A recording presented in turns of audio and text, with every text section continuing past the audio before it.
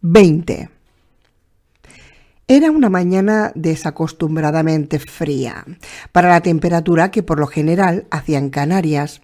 Era temprano, muy temprano, y aún se podía ver a Venus titilando en el cielo mientras nuestro pequeño grupo se frotaba las manos y pateaba en el suelo de cemento del aeropuerto Reina Sofía, tratando de combatir el intenso frío matutino. Apenas habían pasado unas cuantas horas desde nuestra reunión con Luis Viana. Desde entonces tan solo tuvimos la oportunidad de volver a nuestro domicilio para recoger un puñado de efectos personales y despedirnos de nuestros familiares. Lo peor para mí fue, sin duda, cuando le dije a Lucía que nos habían alistado en una unidad de apoyo.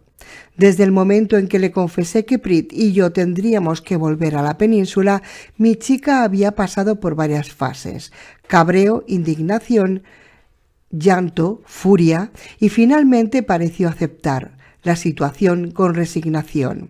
Sin embargo, aquella mañana, al despedirse de mí, la noté más distante, más fría. No la culpaba.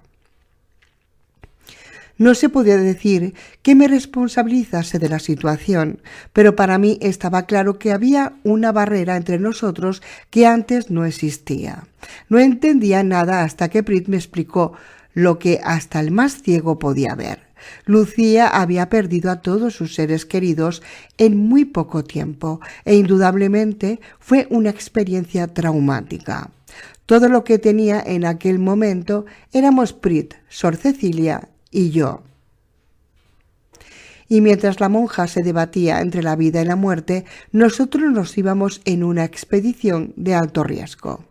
Lucía temía sufrir de nuevo la misma horrible experiencia de Vigo, y lo único que yo había notado era que estaba distante. Pensaba que se había enfadado conmigo. Maldito idiota. Ardían deseos de salir corriendo hacia nuestra casa, sujetarla entre mis brazos y decirle que no se preocupase, que por nada del mundo dejaría de volver y que todo iría bien. Pero no lo hice en su momento y entonces ya era demasiado tarde para salir de allí. Las últimas horas no habían sido mucho más fáciles para nosotros. Nos las habíamos pasado en una zona militar acortada en Los Rodeos, el otro aeropuerto de la isla. Allí tuvimos tiempo para conocer personalmente el resto del equipo, así como para adiestrarnos en el uso del material que íbamos a utilizar en aquella misión. 15 minutos antes, un oficial estirado se había acercado a nosotros y nos había conducido hasta un hangar vacío situado en un extremo del viejo aeropuerto. Allí se subió al capó de un Uro, de forma que todos pudiésemos verlo, y nos desveló el destino de nuestra misión. Cuando oí lo que salió de su boca, sentí deseos de pellizcarme, para comprobar que estaba despierto. Aquello, pensé, tenía que ser una broma pesada. Pero no, era real, jodida y tristemente real. Nos mandaban de vuelta a la península, a Madrid, concretamente, posiblemente uno de los 20 o 30 puntos más peligrosos de toda Europa en aquellos momentos, y nos lanzaban allí, de cabeza. Madrid no era precisamente un rincón abandonado y tranquilo, un lugar donde fuese difícil encontrarse con un grupo de no muertos. Antes del apocalipsis vivían en la ciudad y en sus alrededores casi 6 millones de personas, según el censo de residentes y acogidos de Tenerife. No había en la isla más de 15.000 personas que fuesen refugiados procedentes de esa zona, así que era fácil suponer que nos íbamos a meter de cabeza en una zona por donde pulularían varios millones de no muertos, esperándonos. Resultaba aterrador. Nuestro objetivo son los restos del punto seguro 3 de los 5 que se crearon en la ciudad, voceaba el oficial subido sobre todo el terreno. Dicho punto resistió tan solo 4 días los asaltos de los no muertos y se cree que más de 3/4 de millón de personas perdieron la vida en su interior. Paseó su mirada sobre el grupo, mientras aquella terrible cifra resonaba en nuestros oídos. Pero no van ustedes allí para contemplar el paisaje después de la batalla. Dentro de ese punto estaba situado el complejo de edificios del Hospital de la Paz. Era la estructura más grande de todo el punto seguro y en ella se instalaron oficinas, almacenes, comedores y dormitorios comunes. Y justo a su lado se instaló el mayor almacén farmacéutico de toda la capital, con la misión de abastecer de medicamentos al resto de los puntos seguros por vía aérea. Hizo una pausa antes de continuar. Lamentablemente, la marea de no muertos frustró desde el principio ese plan. Miré al ucraniano, tan absorto como yo en las explicaciones del oficial. Si las cuentas no fallaban dentro de ese almacén, tenía que haber toneladas de medicamentos, decomisados de los almacenes que Bayer, Pfizer y el resto de las casas fabricantes tenían en los parques industriales cercanos durante los últimos días caóticos. Esas toneladas de medicamentos eran indispensables para nosotros, tanto más que el combustible o las armas. Sin ellos, nuestra existencia sanitaria, ya de por sí precaria por la falta de personal médico, retrocedería más o menos hasta el siglo XVIII. Por lo que nos contaba el oficial, la situación empezaba a ser angustiosa en los pocos hospitales abiertos en Tenerife. Hacían falta antibióticos, insulina, sueros, opiáceos, analgésicos, sedantes. La lista era infinita. Las reservas estaban bajo mínimos y la producción propia era aún demasiado pequeña. Y eso sin contar que había determinados productos que era imposible fabricar en aquellas condiciones, así que no quedaba otra opción que ir allí. Todos los hospitales de las otras islas infestadas de los muertos ya habían sido saqueados por equipos parecidos al nuestro y por desgracia las bajas propias en cada uno de estos viajes habían sido muy altas, así que habían decidido apostar por Madrid, el premio gordo, pero al menos no íbamos a ciegas. Hasta poco antes de que se desatase el caos, España y Francia compartían el uso de un satélite espía, el Helios 2. Aunque su control central estaba en Francia, existía una subdivisión de control en algún lugar no revelado de la península. Tras varios intentos fallidos por parte de los escasísimos técnicos e informáticos supervivientes, finalmente se logró crear una réplica de su base de control en Tenerife. En aquel momento, el Helios 2 y sus cámaras eran nuestros ojos sobre el sur de Europa. El hecho de que no hubiesen tenido ningún problema para tomar el control del satélite me llevaba a pensar que en Francia o no estaban interesados o no quedaba nadie con capacidad para poder tomar decisiones de ese calibre. En fin, me dije, supongo que eso no es nuestro problema, que cada uno cuide su culo. Las imágenes tomadas por el pájaro sobre Madrid no dejaban lugar a dudas. La ciudad estaba prácticamente intacta, salvo algún barrio que parecía haber ardido hasta los cimientos. Desde el espacio, el almacén estaba intacto, al menos aparentemente. Lo que nos encontrásemos allí en persona era una incógnita. Despegamos entre la penumbra, coincidiendo con la salida del sol. Volamos directamente hasta la península en un Airbus A320, al que le habían quitado prácticamente todos los asientos, menos los de primera clase, para transformarlo en un gigantesco carguero. Nuestro destino era el antiguo aeródromo militar de Cuatro Vientos, a 8 kilómetros de la capital. Alguien, meses antes, se había dado cuenta a través del satélite de que el perímetro del aeródromo, totalmente vallado, estaba intacto y no se apreciaba ningún movimiento en las instalaciones. Tras varias semanas de observación, habían llegado a la conclusión de que las instalaciones estaban desiertas y que probablemente eran totalmente seguras. El probablemente era lo que más me mosqueaba. El único acceso posible que podía estar abierto era el edificio principal y los últimos informes fiables, obtenidos antes de que las comunicaciones cayesen junto con los puntos seguros, decían que el aeródromo había sido clausurado a cal y canto, así que si los cálculos no fallaban, el complejo debería estar cerrado, seguro y vacío. Por tanto, nuestro primer objetivo era asegurar el aeropuerto y sellarlo herméticamente. Para eso nos acompañaba un pelotón de legionarios, de los pocos que habían sobrevivido al apocalipsis, con uniforme completo de combate y armados hasta los dientes. Una vez hecho eso, ellos se quedarían allí, controlando el perímetro, y sería nuestro turno. Entonces las cosas se pondrían muy movidas, sin duda. 21. Joder, masculló Lucía mientras trataba de retirar apresuradamente el cazo de leche del hornillo para evitar que se desbordase. Con rapidez lo retiró del pequeño fogón, sin poder impedir que la mitad del contenido se derramase sobre las llamas, esparciendo instantáneamente un olor acre a leche quemada por todo el cuartucho.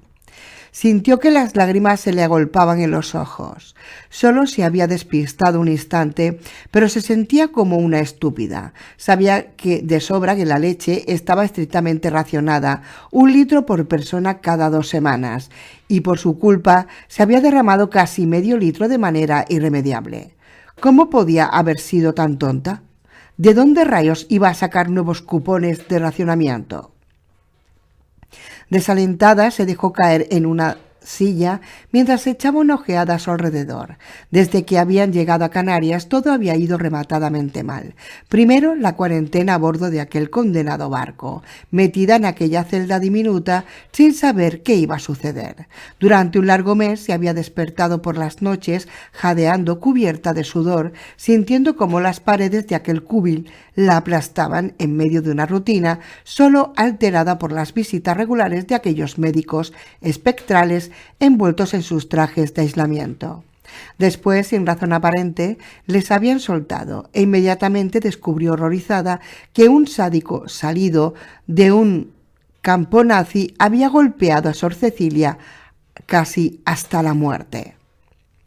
Pese a que lo habían denunciado nada más poner en pie en tierra, habían transcurrido más de 3 semanas desde entonces y no había pasado nada. La sobrecargada burocracia de la isla estaba más ocupada tratando de asentar a la avalancha de refugiados y alimentar mínimamente a todos, que de resolver un supuesto crimen del que no había testigos, aparte de lo poco que había visto ella antes de desmayarse, que no era mucho.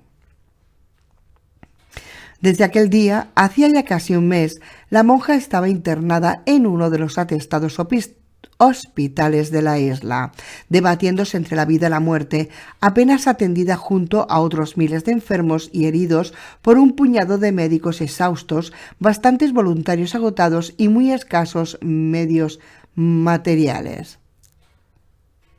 Y después aquel maldito apartamento, oh Dios.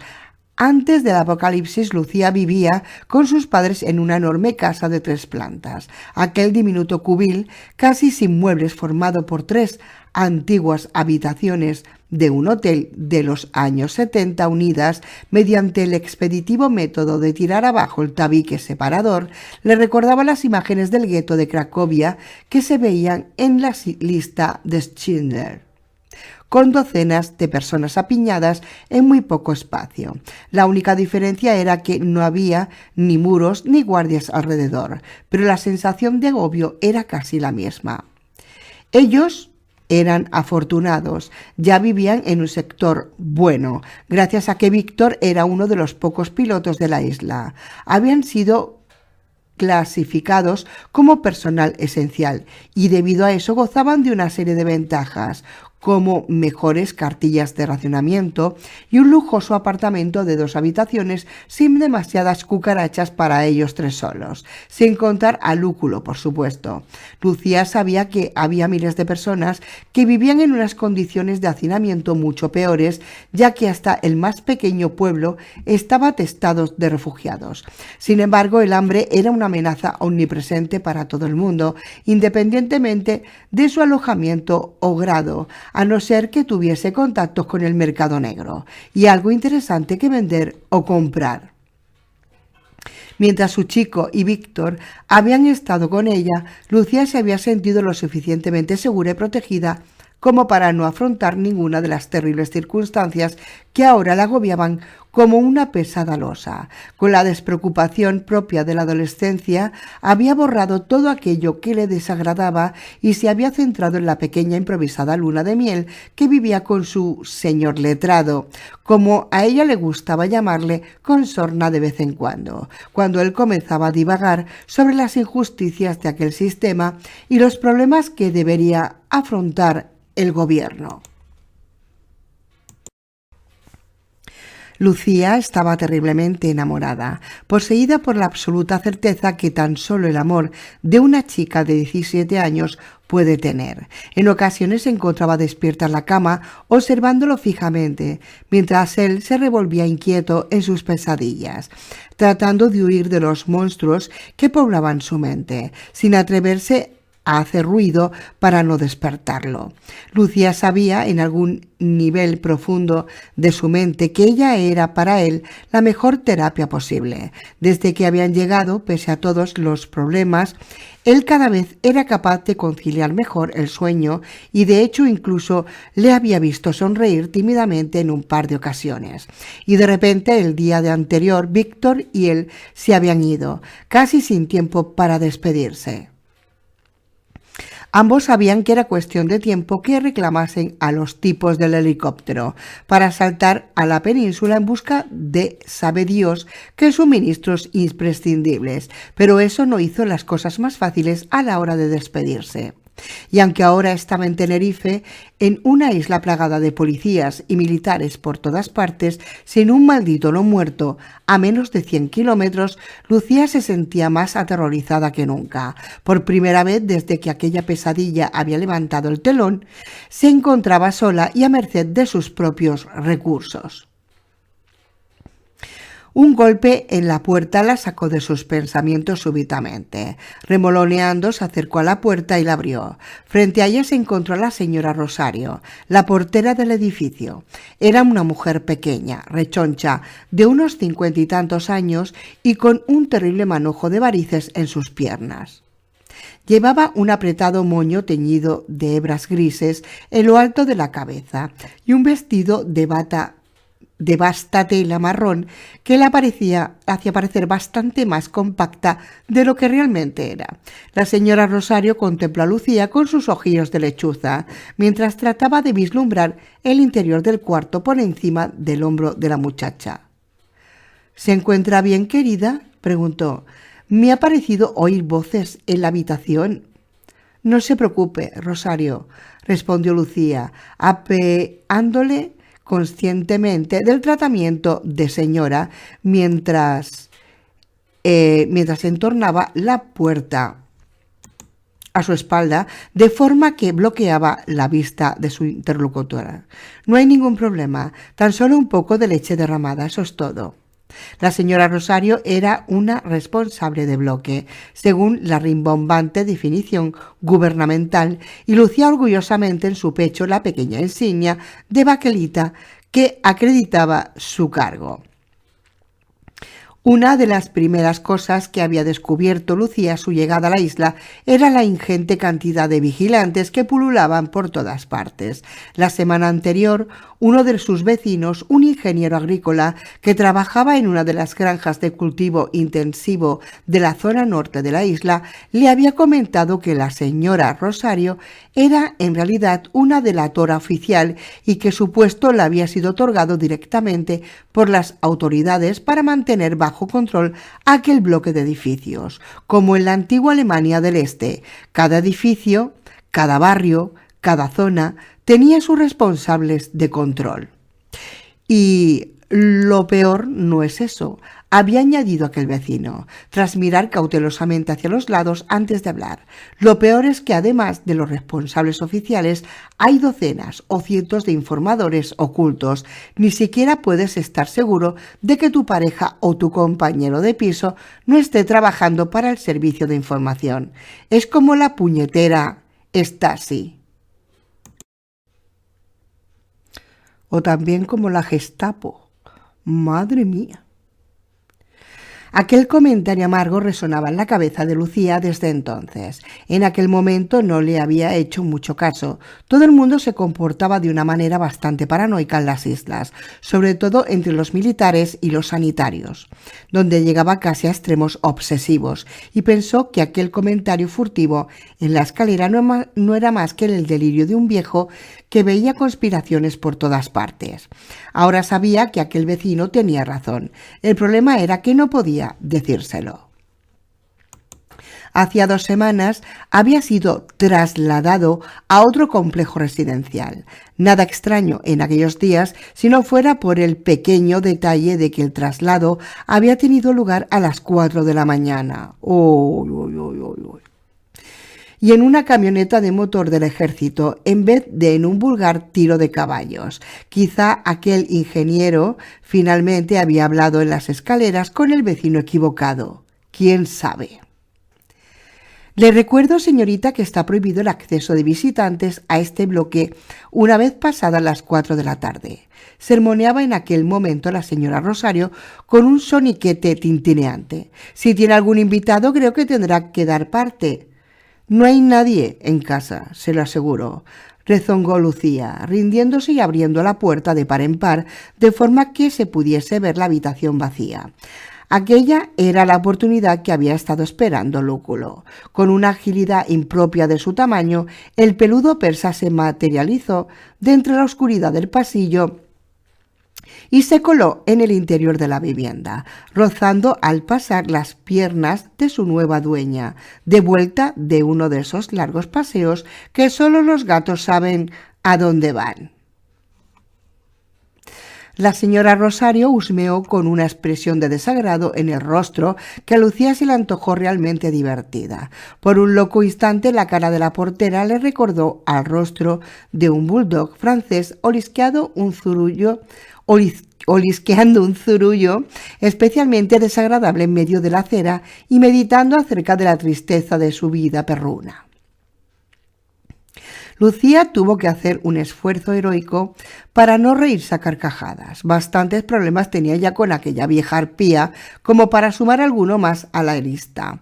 Era una recién llegada a la isla y de todos los residentes del bloque ella era la única que no tenía un puesto de trabajo en un sector de los considerados esenciales. Eso la hacía especialmente sospechosa para la portera, junto con el hecho de que era una de las pocas personas en todo Tenerife que todavía poseía una mascota doméstica y no la había sacrificado en un puchero. ¿Será malvada la tía? Durante las pocas semanas que su pareja y Prit habían estado en el piso, la vieja Rosario se había mantenido al margen, pero desde que se habían ido ejercía un asedio férreo sin piedad en torno a la joven. Lucía sospechaba que en aquella atestada isla su vivienda era especialmente codiciada y probablemente Rosario estuviese buscando el más mínimo error para justificar su desahucio inmediato. O podía ser que simplemente fuese el odio cerril de una vieja hacia otra mujer más guapa y más joven. Una incógnita más. El hecho era que tenía que andarse con pies de plomo. Le garantizo que no hay ningún problema, repitió Lucía con una sonrisa forzada. Además, ahora mismo tenía que marcharme. Tengo que ir al hospital. El trabajo, ya sabe. Sí, por supuesto, el hospital. La vieja portera meneó la cabeza, con ese inconfundible aire de «a mí no me la pegas», y añadió como por descuido. Es una suerte de que su marido le haya podido conseguir ese trabajo en el hospital. Así puede cuidar a su madre y de paso esquiva las brigadas de agricultura obligatoria. Sería una auténtica pena, querida, que se estropease las manos con un azadón. Son tan finas. No es mi madre, sino una monja, puntualizó Lucía mientras cogía su bolso y cerraba la puerta a sus espaldas, con un fuerte tirón. Para poder pasar, tuvo que empujar a un lado a Rosario, que permanecía plantada como un árbol en medio del pasillo. La portera olía intensamente a perfume aplicado sobre un fondo de sudor rancio. Y no es mi esposo, tan solo es mi novio. Y con respecto al trabajo... Oh, vamos, bonita, déjate de excusas baratas. La vieja le dedicó una mirada envenenada, cambiando de tono mientras Lucía comenzaba a bajar las escaleras. Puede que hayáis engañado al servicio de información, pero a mí no me la dais con queso. Tú y tus amigos aparecisteis un día de en medio de la nada, de repente, y decís que llegáis de la península, y gracias a eso os colocáis en el sector bueno, mientras gente mejor que vosotros tiene que partirse el espinazo en los campos agrícolas. ¡Ja! Y una mierda. Yo sé que sois unos asquerosos espías froilos. ¿Me oyes? Unos froilos. Eso es lo que sois. Lucía bajó las escaleras mientras los chillidos de la portera, «Froilos, sois unos froilos», la acompañaban tanto tramo tras tramo. Aquella historia se venía repitiendo desde el día anterior, pero la joven ya no le prestaba atención. Sabía perfectamente que mientras no le diese un buen motivo, la vieja no tendría ningún argumento en contra de ella. Pero al mismo tiempo se sentía vigilada. Puede que la rechoncha portera no fuese la única que la considerase una espía. La psicosis estaba extendida y Lucía estaba convencida de que alguien seguía sus pasos. Pero ella no era ningún froilo, al menos que ella supiera.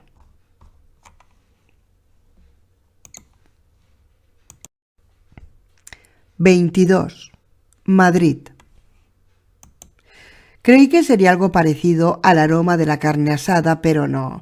Es un olor más denso, más pesado, con un punto picante al final que resulta algo inquietante, como si la pituitaria supiese de algún modo que ese aroma no está bien. Y por extraño que pareciese, al cabo de 5 minutos ya ni lo notabas. Sin embargo, cuando entrabas en el avión y volvías a salir de nuevo al cabo de unos minutos, el olor te asaltaba de nuevo, asfixiándote, como un brazo excesivamente fuerte. Ese olor, ese aroma, el perfume de la carne quemada de docenas de cadáveres arrojados en una pira. Sentado en las escaleras del Airbus, veía cómo los legionarios arrojaban cuerpo tras cuerpo a la fosa abierta en un lateral de la pista. Los primeros cuerpos tuvieron que ser rociados con gasolina para que prendiesen, pero después la propia grasa de los cadáveres alimentó el fuego, que rugía con furia cada vez que un nuevo cuerpo caía en las llamas. No me podía creer que solo llevásemos 3 horas allí. Me daba la sensación de que había pasado un siglo. El vuelo había sido una experiencia sedante. El rugido de las turbinas llegaba amortiguado a través del grueso aislante de las paredes. Todos los presentes parecían sentir una extraña sensación de euforia, totalmente fuera de lugar. Tardé un buen rato en darme cuenta de qué era lo que la ocasionaba. Allí arriba, a miles de metros del suelo, estábamos totalmente a salvo de los no muertos. Era completamente imposible que durante la duración del vuelo aquellos malditos seres nos pudiesen alcanzar, y eso hacía que todo el mundo se sintiese extrañamente relajado y despreocupado, posiblemente por primera vez en muchos meses. Quizá, pensé, aquello fuese como el momento de pausa en una película de terror.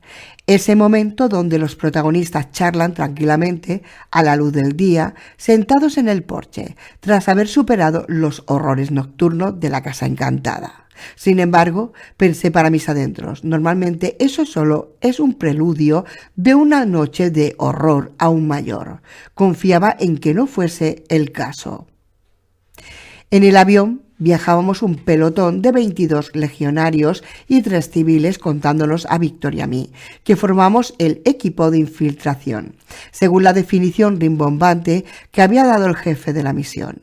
En conjunto 25 personas que, conjunto con el piloto y el copiloto del Airbus, sumábamos un total de 27. Un bonito número, si no estuviésemos volando directamente hacia el corazón del infierno. Aquello parecería un viaje del paso del Ecuador, a juzgar por la alegría artificial y forzada que reinaba a bordo. El oficial al mando era un personaje sorprendente que no dejaba de llamar mi atención. Su nombre era Kurt Tank, aunque prefería que le llamasen Opman, Tank o Tank. A secas. Antes del derrumbe era militar en el ejército alemán y el apocalipsis le pilló, como a otros muchos compatriotas suyos, de vacaciones en Canarias, donde tenía una casa, cuando fue evidente que no podría volver a su país porque ya no existía país a donde volver. Tank decidió alistarse en las destrozadas unidades militares supervivientes. Era la opción más lógica, el camino que siguieron muchos, un camino arriesgado y peligroso, sin duda, pero al menos te permitía estar armado y defender tu propia vida, que no era poco. Se podría suponer que un tipo con un nombre tan sonoro, militar y siendo alemán por añadidura, debía tener una presencia imponente, pero su aspecto distaba mucho de la arqueotípica imagen del superario. Tank era más bien delgado, pálido, con unos inquietantes ojos glaucos en su cara que parecían taladrarte cada vez que te miraba. De modales pausados y delicados, en conjunto daban una imagen suave y blanda, pero nada más lejos de la realidad, por lo que contaban alrededor de un cigarrillo. Los legionarios que nos acompañaban era un tipo capaz de llevar a sus hombres a los extremos más impensables. Contaban que de una misión de infiltración llevaba a cabo 2 meses antes en Cádiz. Volvieron tan solo él y otros 2 miembros de su equipo. Un tipo duro, un lobo con piel de cordero. El aterrizaje en la pequeña pista de Cuatro Vientos fue una auténtica experiencia. Desde un principio sabíamos que un Airbus 320 era un pájaro demasiado grande para aquel pequeño y viejo nido. El tamaño de la pista del aeródromo, construido a principios de los años 20, no permitía su uso a naves civiles de aquel porte. Sin embargo, y teniendo en cuenta que no teníamos que ceñirnos a la normativa de aviación ni respetar rutas de vuelo y que además podríamos sobrevolar la ciudad a baja altura sin que nos lloviese una tonelada de denuncias, se había planeado que la aproximación a la pista sería a muy baja cota y a la mínima velocidad posible, por lo que entonces la operación podría ser viable. Podría. Ahí estaba la gracia del asunto. Así que allí estábamos, dando vueltas a menos de 1000 metros de altura sobre el extrarradio de un Madrid absolutamente muerto y desolado, mientras enfilábamos nuestra ruta de aproximación a la pista. A través de la ventanilla podía ver los enormes barrios de las ciudades dormitorio que perlaban el entorno de la antigua capital. Normalmente eran zonas que no solían tener mucha vida de día, mientras la mayor parte de sus residentes estaban en sus puestos de trabajo en la ciudad, pero la total ausencia de movimiento producía una sensación difícilmente explicable. Los chistes y las risas fáciles que nos habían acompañado todo el camino hacía un buen rato que se habían acabado en el avión. En aquel momento, un silencio denso y espeso, como el petróleo, lo había sustituido, mientras cada uno se sumergía en sus pensamientos y el miedo, pegajoso, se instalaba en el corazón de todos y de cada uno de los presentes. Resultaba sorprendente ver cómo afrontaba cada uno aquella situación. Los militares, como han venido haciendo todos los de su profesión desde hace siglos, eran los que parecían sobrellevar mejor aquel compás de espera, al menos aparentemente. La mayor parte de ellos revisaba concienzudamente su equipo de combate, mientras 3 o 4 en una esquina se limitaban a echar una cabezada, aprovechando aquellos últimos momentos de tranquilidad. Aquellos legionarios, el llamado Equipo 1, con muy poca imaginación, serían los que tendrían que salir en primer lugar para asegurar el perímetro e iban a correr un gran riesgo, algo de lo que eran conscientes. Yo pensaba que se iban a llamar, por ejemplo, el Equipo Alfa, pero el Equipo 1, mejor el Equipo A. Todos sabíamos que si las cosas se descontrolaban y no eran capaces de asegurar la pista y el edificio cercano, la misión tendría que ser abortada y tendríamos que despegar rápidamente, dejándolos abandonados a su suerte. En cuanto a los demás, los que tenían experiencia militar, como el bueno de Prit, parecían estar ocupados pensando en otras cosas. El pequeño y flemático ucraniano mascaba chicle ruidosamente, mientras que con su afiladísimo cuchillo, el mismo con el que había degollado a una no muerta en Vigo, salvándome la vida, tallaba una figurita de madera con más buenas intenciones que maña. De todas formas, aquello parecía ayudarle a controlar la ansiedad que, estoy seguro, tenía que sentir. En el asiento de al lado estaban sentadas dos caras conocidas. Tardé un rato en darme cuenta de quiénes eran, hasta que la chica se puso a parlotear nerviosamente y reconocí a su risa aguda. Era Marcelo y Pauli, dos de los miembros del equipo de rescate que nos habían sacado in extremis del aeropuerto de Lanzarote. Por lo visto, alguien había decidido, a partir de algún arcano criterio, que ya que habíamos volado juntos en aquella ocasión, ahora daría buen resultado que formásemos parte del mismo equipo. Equipo de infiltración. Inquieto me pregunté si sería culpa nuestra que les hubiesen destinado a aquella misión que, ciertamente, no era plato del gusto de nadie. El quinto miembro de nuestro equipo era, junto con Víctor y yo, el otro miembro civil de la operación. Se llamaba David Broto, un catalán callado, tranquilo, de unos 20 y tantos años, corpulento, de pelo negro y con una mirada profunda que no podía ocultar su intenso sufrimiento interior que residía en algún lugar de su alma. Supuse que, como la gran mayoría, habría sufrido alguna pérdida personal en los días oscuros del caos y que por algún motivo aún no había sido capaz de superarlo. Había mucha gente así esos días, quizá cerca de la mitad de los supervivientes, personas aparentemente normales, sanas y en buen estado, hasta que te asomas a sus ojos y ves que por dentro están totalmente arrasadas. Comen, respiran, hablan, ríen y hasta en ocasiones bromean, pero lo hacen mecánicamente. Su espíritu está muerto.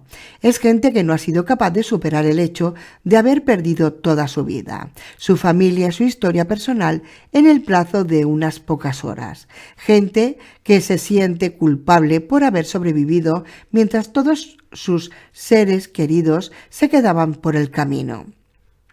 Gente que se pregunta cuál ha sido el significado de todo esto. O peor aún, ¿qué significado puede tener todo ahora? Gente perdida, gente rota, buscando una razón para vivir. Estrés postraumático, decían algunos, y una mierda. Es algo mucho más profundo que nadie es capaz de definir. Alguien me había contado que pese a esa situación emocional tan generalizada, no se había dado ni un solo caso de suicidio en las islas desde que se estabilizó la situación. Ni uno solo. Parece ser que los supervivientes, pese al horror que nos sumerge, estamos dotados de unas inmensas ganas de sobrevivir. Instinto, quizá, fe, a lo mejor, quién sabe. El avión pegó un último giro con cierta brusquedad, mientras el ruido nos indicaba que las ruedas del tren de aterrizaje habían salido y ya estaban desplegadas. El sonido de los motores se elevó otras 2 octavas mientras los reactores gemían tratando de frenar las casi 50 toneladas del A320 que se precipitaban sobre la pista de 4 vientos. Preocupado me di cuenta, como todos los demás, de que aquel sonido tenía que estar produciendo un efecto inmediato sobre las docenas de miles de seres que se agolpaban en la ciudad. Si no me equivocaba, justo en aquellos momentos miles, Cientos de miles, lo más seguro, campeón, de no muertos, debían de estar saliendo de su letargo y levantando sus cabezas mientras el rugiente aparato pasaba volando sobre ellos, casi rozando los tejados de los edificios. Un timbrazo sonó en el teléfono adosado en un mamparo, al lado de Kurt Tank. Para aligerar peso del aparato, habían retirado no solo la mayor parte de los asientos, sino también un montón de material considerado no imprescindible, y eso incluía el sistema de altavoces de la cabina. Aquel teléfono comunicaba directamente con la cabina de los pilotos, unos cuantos metros más adelante. El Hauptmann Tank cogió el aparato y cabeceó un par de veces, mientras le decían algo a través del teléfono. Con un seco gracias colgó y se giró hacia nosotros. El piloto informa que en menos de un minuto vamos a tocar tierra, gritó por encima del rugido de las turbinas. Puede que el aterrizaje sea algo movido, así que abrónchense los cinturones. Algo asustado apreté mi cinturón todo lo que pude, mientras oía a Prit a mi lado mascullando algo en ruso. Supuse que se estaba acordando de la madre del piloto o de la de Tank, o quizás simplemente estuviese molesto por el hecho de tener que estar allí sentado como el resto de los borregos del pasaje, en vez de estar a los mandos del Airbus. Nunca se podía saber con Víctor. Esto no va a ser fácil, continuó arengando el alemán, con su marcado acento mientras trataba de mantenerse en pie, agarrado a un portaequipajes. En cuanto el aparato se detenga, quiero que el equipo 1 salte inmediatamente a tierra y ocupe las posiciones asignadas. Limpien la zona, comprueben el perímetro y ante la duda disparen primero y pregunten después. Pero como alguno de los helicópteros que están posados en la pista sufra el más mínimo rasguño, les juro por Dios que les sacaré las tripas por la boca a patadas al patán que se lo cargue. ¿Entendido? Rugió. El gruñido de asentimiento surgió de 20 gargantas, mientras 20 pares de manos legionarias húmedas de sudor amartillaban 20 HK y se ajustaban las trabillas de los cascos. Un brusco golpe nos sacudió a todos, acompañado de un terrorífico chillido de tren de aterrizaje. Un rugido sordo se elevó de las turbinas mientras el piloto ponía estas en modo reverso a máxima potencia, tratando de detener el enorme Airbus en el pequeño espacio disponible. Demasiado rápido, oí murmurar a Prichenko mientras observaba preocupado por la ventanilla cómo se deslizaban rápidamente las marcas de control de la pista. Estaba de acuerdo con él. Un espeso humo negro empezó a manar de repente de las ruedas del tren de aterrizaje. El piloto había bloqueado los rodamientos en un intento desesperado por aminorar la velocidad del aparato sobre la pista y las gomas comenzaban a deshacerse como consecuencia de la fricción, en medio de un intenso olor a caucho quemado. Caí en la cuenta de que si sufríamos un reventón a aquella velocidad, era probable que el aparato se desnivelase y comenzase a rodar descontroladamente por la pista, hasta acabar convertido en una bola de fuego. Sentí que se me encogían los testículos, de puro terror. En aquel instante estuve convencido de que íbamos a morir irremediablemente. Parecía que el A320 se iba a desintegrar en pedazos antes de poder detenerse por completo. Sin embargo, poco a poco y de manera gradual, el Airbus fue reduciendo su velocidad, mientras toda la cabina trepidaba violentamente y la estructura del aparato emitía unos sonidos nada tranquilizadores. Algo se desprendió con violencia en la zona de carga, estrellándose ruidosamente contra el suelo, pero eso fue todo. Finalmente, con un sonido quejumbroso, el aparato se detuvo por completo, mientras las turbinas aún maullaban, agotadas por aquel enorme esfuerzo estructural. En aquel instante los legionarios se levantaron y coordinadamente se dirigieron hacia la puerta, mientras dos accionaban el mecanismo de apertura. Un tercero fijaba una escala de cuerda en un soporte para descender hasta la pista. Antes de que fuese capaz de pestañear 3 veces, se habían descolgado por completo y se repartían en grupos sobre el asfalto agrietado. Al cabo de unos pocos segundos oímos el primer disparo y al poco rato un par de largas ráfagas y una explosión que rompieron el silencio de la pista. El baile acababa de comenzar. 23. Tenerife. Una bofetada de calor isleño saludó a Lucía en cuanto salió del edificio. Delante del bloque, sobre el agrietado asfalto, una docena larga de personas aguardaban pacientemente a que llegase el transporte. No se veía ni un solo vehículo circulando por la carretera, aparte de algún ciclista ocasional y de vez en cuando algún destratado carromato de neumáticos recauchutados tirado por algún jamelgo desastrado.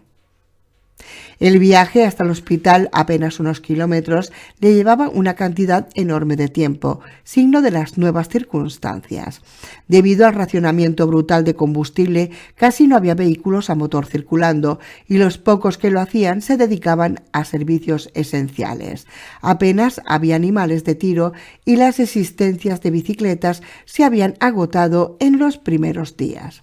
En aquellos momentos, cualquier viejo cacharro con ruedas y pedales que antes del apocalipsis ni siquiera hubiese merecido una mirada valía una auténtica fortuna. De hecho, bajo el estado de excepción, el robo de una simple bicicleta estaba penado con trabajos forzados.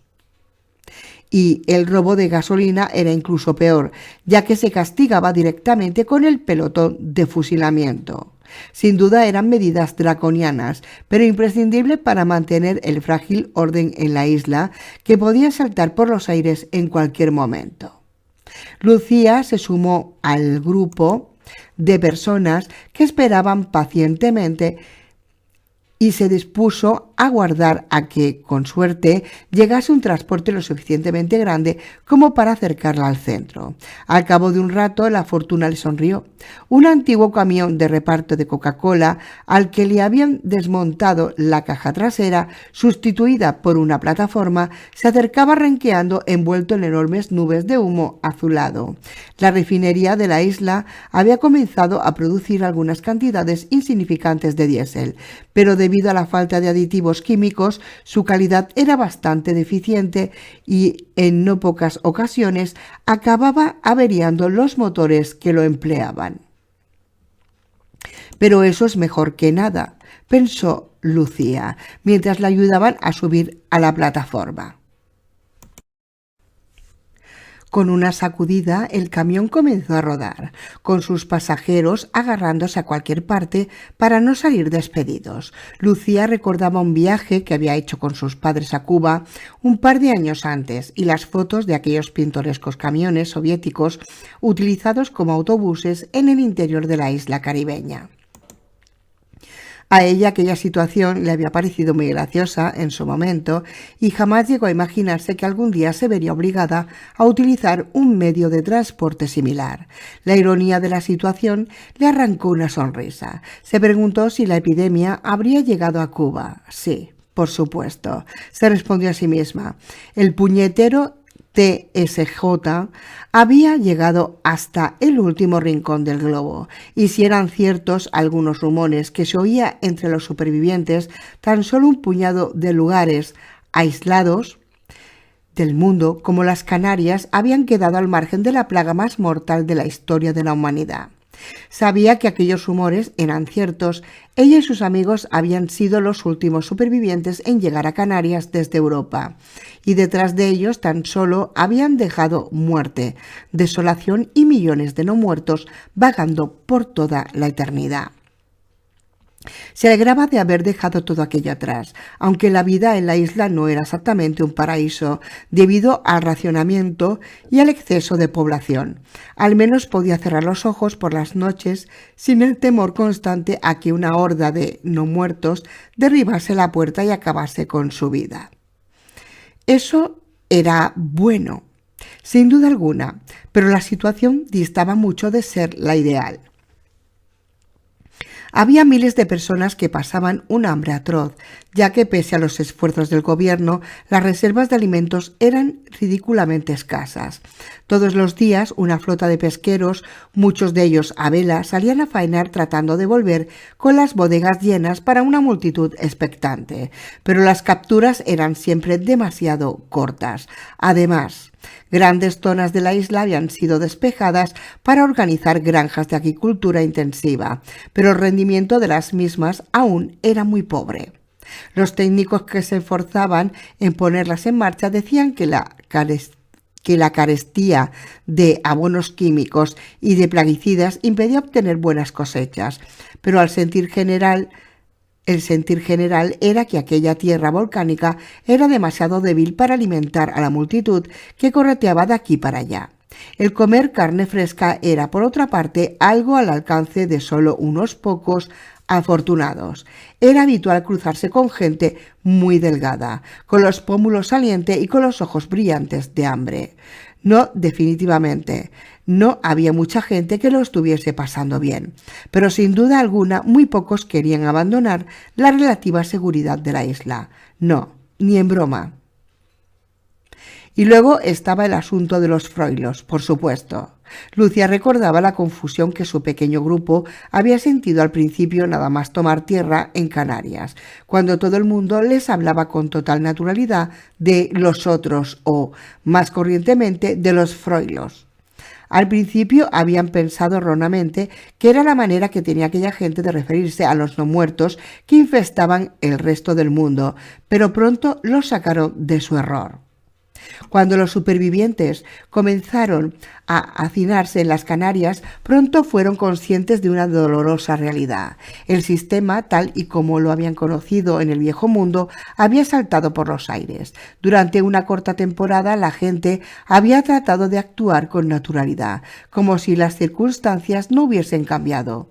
Pero aquello no tenía ningún sentido. Cuando los supervivientes comenzaron a hacinarse en las Canarias, pronto fueron conscientes de una dolorosa realidad. El sistema, tal y como lo habían conocido en el viejo mundo, había saltado por los aires. Durante una corta temporada, la gente había tratado de actuar con naturalidad, como si las circunstancias no hubiesen cambiado, pero aquello no tenía ningún sentido. La mayor parte del gobierno había desaparecido en el marasmo que precedió a la caída, y tan solo un grupo de ministros, junto con algún presidente autonómico, habían conseguido ponerse a salvo. Del presidente del gobierno no había la menor noticia. Algunos rumores apuntaban a que la caravana presidencial se había perdido en algún punto del camino entre la Moncloa y Torrejón de Ardoz, pero nadie lo sabía a ciencia cierta. El jefe del partido de la oposición, por su parte, había alcanzado la seguridad de las islas gracias a un viejo amigo, propietario de una línea aérea que lo había evacuado in extremis a él y a su familia. Pero su destino había sido cruel, ya que falleció a las pocas semanas de tomar tierra en un estúpido accidente de circulación. Con respecto a la familia real, todos ellos habían logrado alcanzar la seguridad de las Canarias, excepto el príncipe de Asturias y los duques de Palma. Su destino era todo un misterio, pero nadie apostaba un duro por su supervivencia. Al principio el rey había tratado de formar un gobierno de concentración nacional para hacer frente a la situación. No faltaron los escépticos que apuntaron cínicamente que, perdida la península, no quedaba mucha nación que concentrar. Aquello funcionó tan solo unos meses, hasta que una mañana el cuerpo de Juan Carlos I de Borbón apareció tirado en el suelo del baño de su residencia, fulminado por un derrame cerebral. El rey Juan Carlos tuvo el dudoso honor de disfrutar probablemente del último funeral de Estado que iba a haber aquella parte del mundo, pero la situación provocada por su desaparición fue casi más caótica que la provocada por los no muertos. Sin un gobierno legítimo, descabezada la Casa Real, los militares se agitaban inquietos, sin saber a qué autoridad deberle obediencia y abrumados con la pesada responsabilidad de proteger y alimentar a una muchedumbre humana de más de 1 millón de personas, sin apenas estructura administrativa ni sanitaria. Finalmente, un grupo de generales decidió tomar el toro por los cuernos, siendo la insiguiente en la sucesión la infanta Elena. Esta fue llevada al Cabildo de Tenerife y proclamada reina de España en una atropellada ceremonia de la que muchos supervivientes apenas tuvieron noticia. Pronto quedó claro que aquella proclamación no había tenido más objeto que legitimar el ejercicio de poder de facto de una junta militar. La reina Elena no era más que una marioneta en manos de la Junta de Generales, quienes gobernaban de hecho las dos islas libres de plaga, Gran Canaria y Tenerife. Tan solo 3 semanas después de haber sido proclamada, la reina Elena I de Borbón falleció asesinada a tiros en una visita a una granja comunal, a manos de un miembro de un grupo republicano articulado en torno a los restos del Partido Comunista. El caos estalló. Durante 14 días las islas ardieron en disturbios entre partidarios de Froilán, el hijo de Elena y por tanto nuevo rey, y los defensores de la Tercera República. Ambas partes eran muy conscientes desde el principio de que eran demasiado débiles como para imponerse a la otra y que una guerra civil larga quedaba muy por encima de sus posibilidades. Finalmente, ambas partes alcanzaron un statu quo. La isla de Gran Canaria quedaba bajo el control de los monárquicos, llamados despectivamente froilos por los republicanos, agrupados en torno a la figura del pequeño Froilán y la junta militar que lo tutelaba. Tenerife, por su parte, se declaraba pomposamente territorio de la Tercera República Española y elegía un presidente, así como un gobierno democrático de emergencia nacional. Lo cierto es que la democracia, tanto en una isla como en otra, tan solo era una bella palabra en la que se escuchaban los respectivos grupos de poder para tomar posiciones y tratar de sobrevivir, como una vieja dama arruinada que aún conserva algún vestido ajado de sus buenos años y el juego de cucharillas de plata de la abuela. Ambos gobiernos trataban de arroparse en los últimos retazos de legalidad que aún persistían, mientras que por debajo de la mesa no dejaban de lanzarse puñetazos. Oficialmente ambas partes no estaban en guerra, pero tampoco se reconocían legitimidad alguna. Los enfrentamientos de las partidas de avituallamiento eran frecuentes y no era inusual que estas refriegas causasen incluso más bajas que los propios no muertos. Cuando el grupo de Lucía había llegado a las islas, el enfrentamiento entre froilos y republicanos estaba en todo lo alto, y la paranoia de las infiltraciones enemigas ardía con fuerza. Pese a la división, de hecho, entre las dos islas, cada bando sabía que disponía de miles de partidarios en la isla de frente, así que como de miles infiltrados en sus propias filas. Que la quinta columna comenzase a funcionar tan solo era cuestión de tiempo.